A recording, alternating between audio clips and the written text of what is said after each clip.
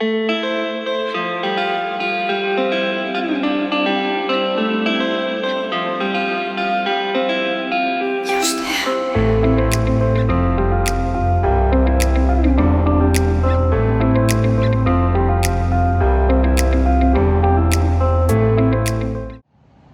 that out, guys. Colors are changing, leaves are falling, temperatures are dropping. Fall is here. Guys, thank you so much for tuning in to another episode. Today we're going to be covering a lot of really juicy information when it comes to trout fishing in the fall. And yeah, it's just this is my favorite, personally my favorite time to be out on the water. It feels good out. The colors are changing. The fish are happy. And they sure are hungry. So guys, I'm gonna walk you through some steps on how to catch more fish in the fall. Some of my tips and tricks that personally help me catch more fish, and hopefully same goes to you. So kind of want to transfer my information over to you so that way you guys can catch more fish in the fall. So anyways, that sun's poking out. Let's get out there. Let's go find some wild rainbow, possibly brown trout.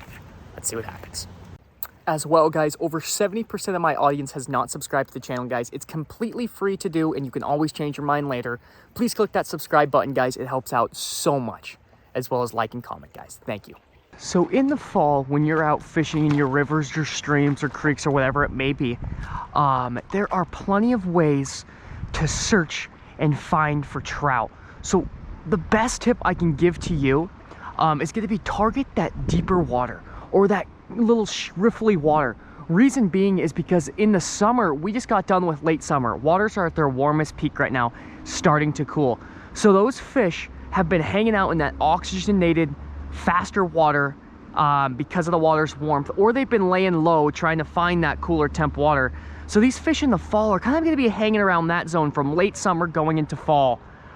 So what I use when searching for these trout, so I found myself a deep pool. I got riffles, as you can see right in front of me.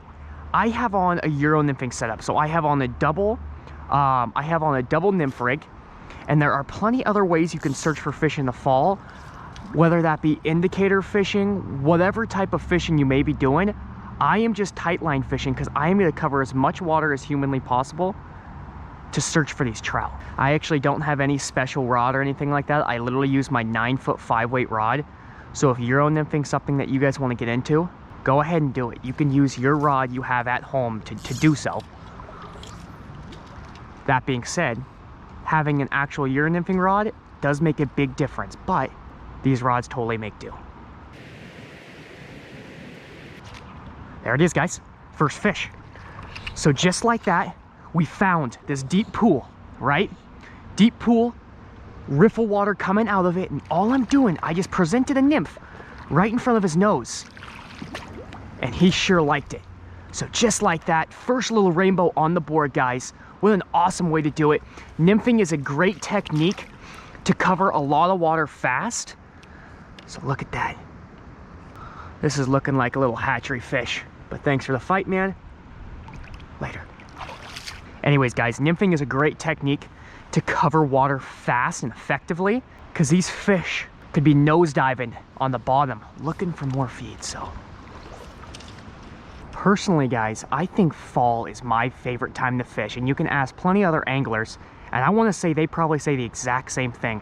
Reason being is these trout starts to gorge themselves as getting into winter, fattening up for the winter.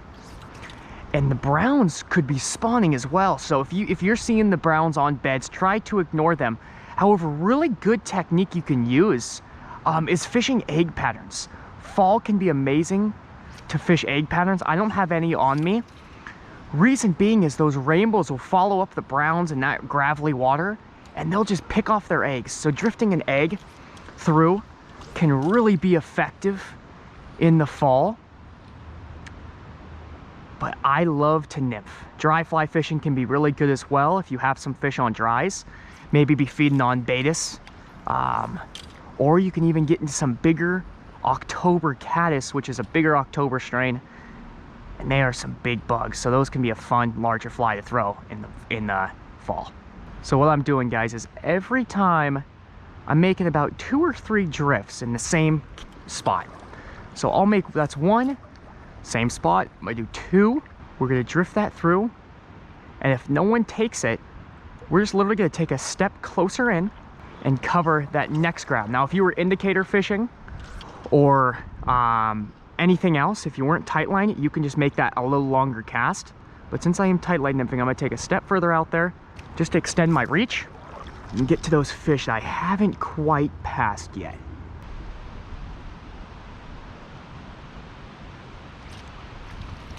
Oh, there's another fish, guys.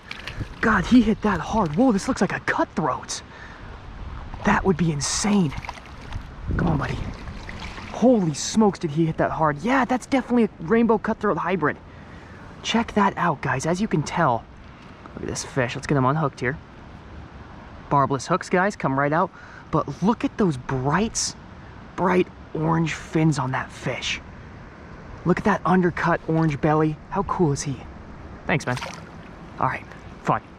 Well, two small fish. That is one thing about Euro-Nymphing. You'll figure out as you get into it.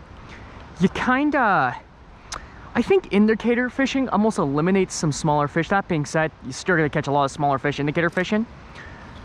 But I think a lot of the times indicator fishing, those small fish can spit it out so quick as those big fish just hold on. But when you're Euro-Nymphing, I mean, you're feeling everything possible. I catch a lot of very small fish Euro-Nymphing. It's almost like you have to weave through the small ones to get to the larger fish. That being said, I've caught a lot of larger fish Euro-Nymphing, but I seem to catch a lot of small fish. That was definitely a bite at the end there. Euro-Nymphing.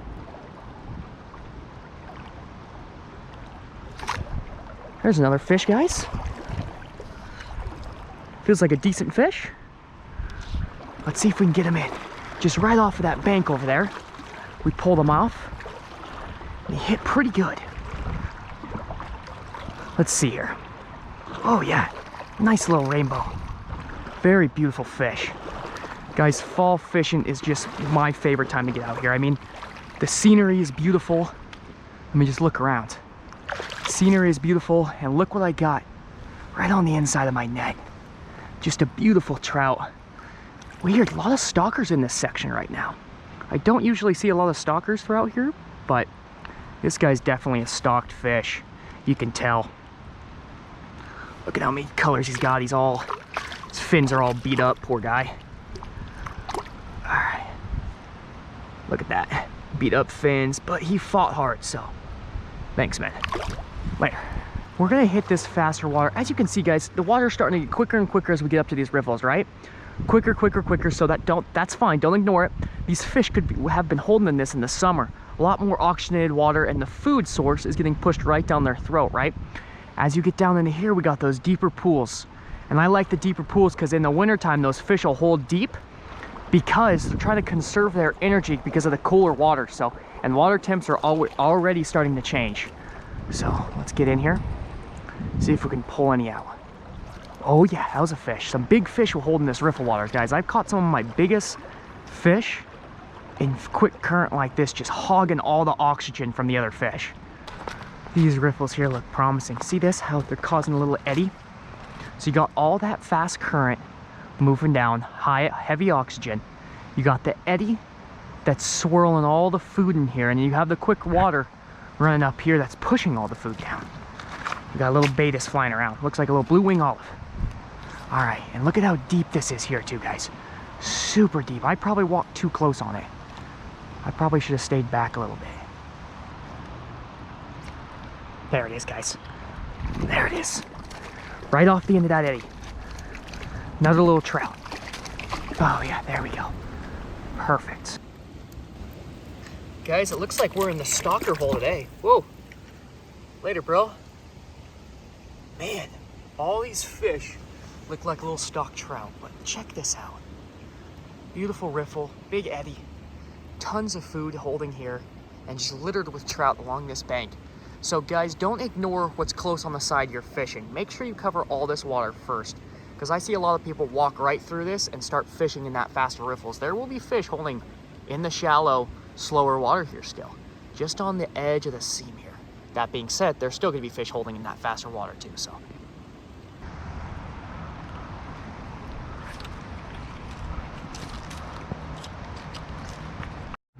Guys, look at that. Pumpkin brown. Look at the colors on this fish. You got from dark gold to yellow to red. Type jaw. Beautiful fish, guys. Nothing better. And that was just on a nymph, guys. Big fish can still be caught on nymphs. So don't let the nymph scare you away. Although there's a lot of purists out there that are only about the dry fly action. And I get it. But the Boise River doesn't have a whole lot of that. So we nymph it up or we streamer fish. And I'm a big nympher, so. All right, guys. So I love fly fishing. Let someone else go off and catch that fish. There he goes. Later, bro. All right, guys. I put that fish back. I put him back for you guys. I want every one of you that are watching this video right now to go find some time, whether it be in this week, next week, whatever it may be. Fish at least one day in the fall, guys. Get out there. If you can, do it more than that. And go catch that fish for me. I want to see one of you guys catch that fish or another fish because there's plenty out there for you. So, all right, guys, let's get back in it. So fun. So I've already cleared all this soft slack water.